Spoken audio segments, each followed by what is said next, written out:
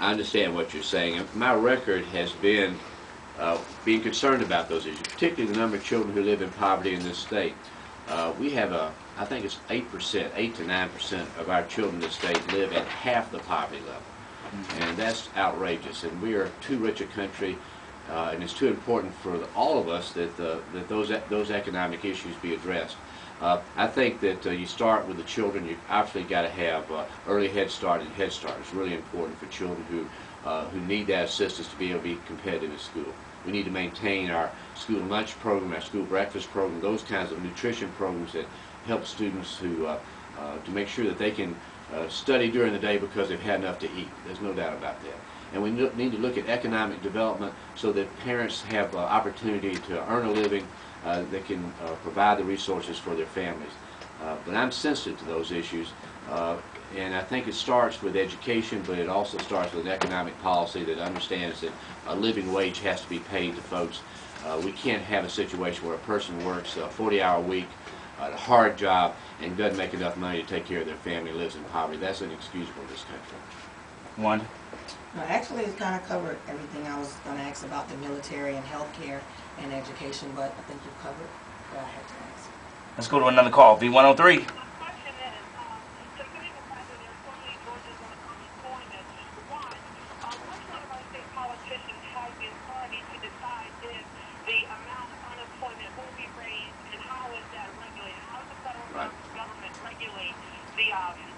The wage for unemployment for the states or the different states?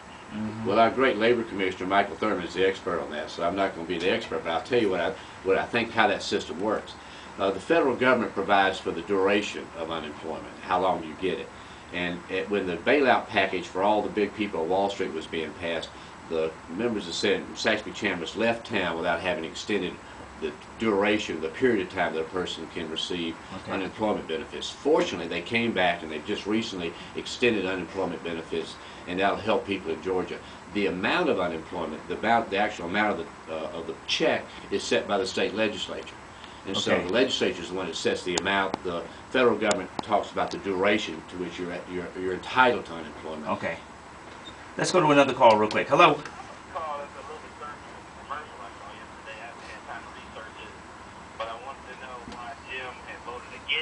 Supports a commercial against making it a felony, I guess, to solicit child prostitution or something in reference to that?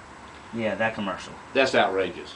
That commercial is particularly outrageous because it's not true. Okay. I've worked hard on protecting children from violent crime. My daughter was kidnapped, and so I know what it feels like to be a victim of violent crime. And that particular ad makes me really angry because it's just not true. In that particular piece of legislation, I was working to make sure that the legislation was enforceable. The bill that finally passed, that I finally voted for, was the version that we had developed in the Special Judiciary Committee when J.C. Daugherty, actually Billy Randall, was the chairman of that committee. And we worked hard to make that legislation work.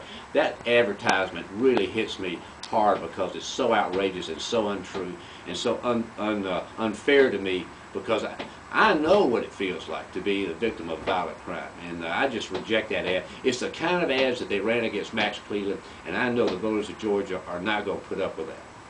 All right. Our special guest, Jim Martin. Good luck to you on Tuesday. That's right. I want to remind